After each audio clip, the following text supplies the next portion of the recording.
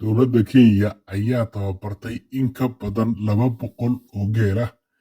200 oo geel ah waxaa loogu talagalay inay ka ilaashaan dhanka xuduudda waxyaabaha keena qaraxyada iyo miinooyinka ay ku aasaan ururka argagixisada ah ee ka dagaalama Soomaaliya iyo qaybo ka mid ah Kenya iyo Ethiopia.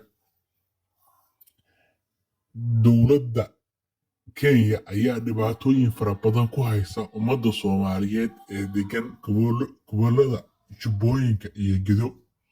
Marar badan ayaa waxaa dhacda inay xasuuq u geysato dadka masaakiinta ah ee ku nool aaggaas. Badanaa ma kala soocaan dagaalamayaasha argagixisada ah iyo ummadda masaakiinta ah ee ku nool miyiga Jubbooyinka iyo Gedo.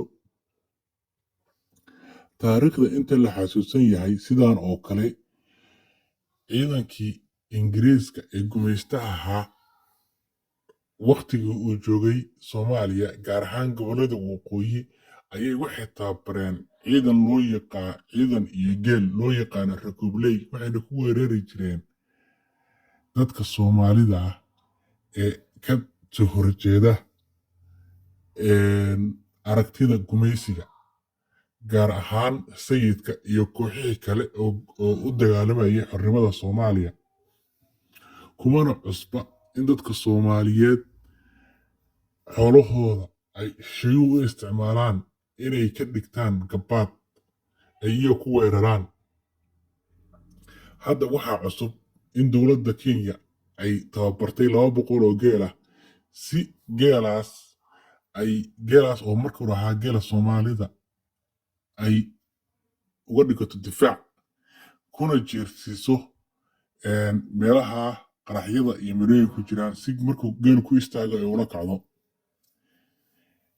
Dowladda Kenya iyo dowladda Soomaaliya ayaa waxay isku hayaan badda iyo qaybo ka mid ah beriga, gaar ahaan xuduud beenaadka u dhexeeya gobolka loo yaqaano NFD oo dad Soomaaliyeed oo fara badan degan yihiin.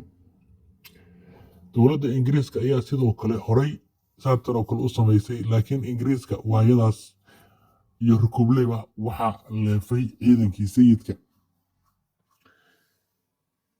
Hadda maxaa keenay inay fikradda Ingiriiska ay la yimaadaan dowladda Kenya iyadoo laga joogo wax ka badan muddo 70 sano ka hor ah, inay fikraddii ay xilligaas ay diyaariyeen ciidankii la oran jiray British Army Somaliland oo Ingiriiska ahaa, inay fikraddaas oo kale soo jeediyaan. Maxaa maanta keenay iyadoo lagu jiro 2020?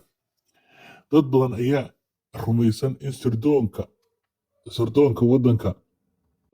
rumaysan in sirdoonka waddanka Ingiriiska ay hawshan faraha kula jiraan, maadaama ay hore u gumaysan jireen waddanka Kenya, haddana ay ka joogaan ciidamo fara badan. Dhanka kale, inta u dhaxaysa Gaarisa ilaa Liboya, dowladda Mareykanka ayaa waxay ku leedahay saldhig weyn oo ciidan.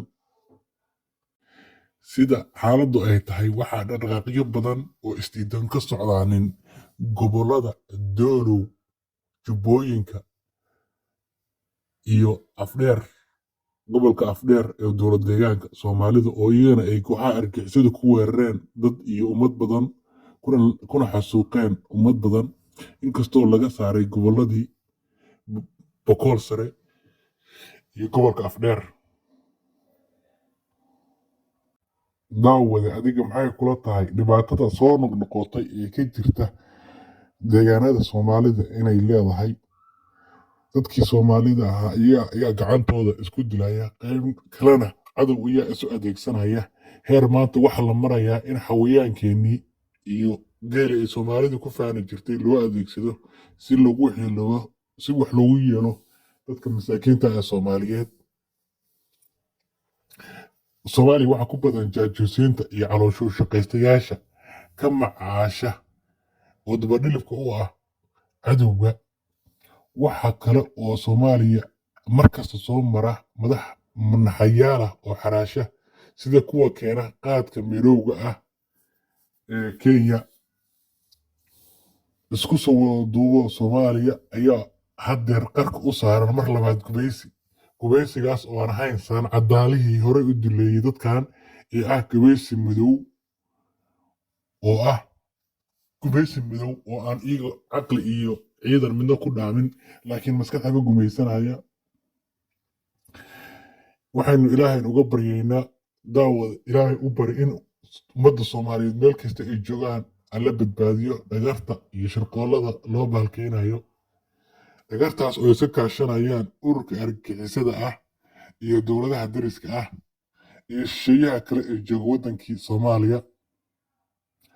maxkamadda adduunka baddii ay xukuntay weli kenya xoog ayay ku haysataa wayna diiday inay si aayar ah ama si dhayal ah ay baddaa ku fasaxdo waxaana jooga maraakiibtoodii. awal hore ayay u haysatay dhul weyn oo soomaaliya ka mid ah haddana waxay ku darsatay baddii. taa beddelkeeda madaxweynaheenii qaranka ayaa u saxiixay inay keenaan daroogada waddankooda innagana naga qaataan lacagta. dhibaatada ka jirta soomaaliya waa madax magafayaal isku bedelay. warbixintii dheereed iyo faaqidaadii intaas ayaan kusoo gabaynaa. waa mahadsan tahay tan iyo mar kale nabadeey.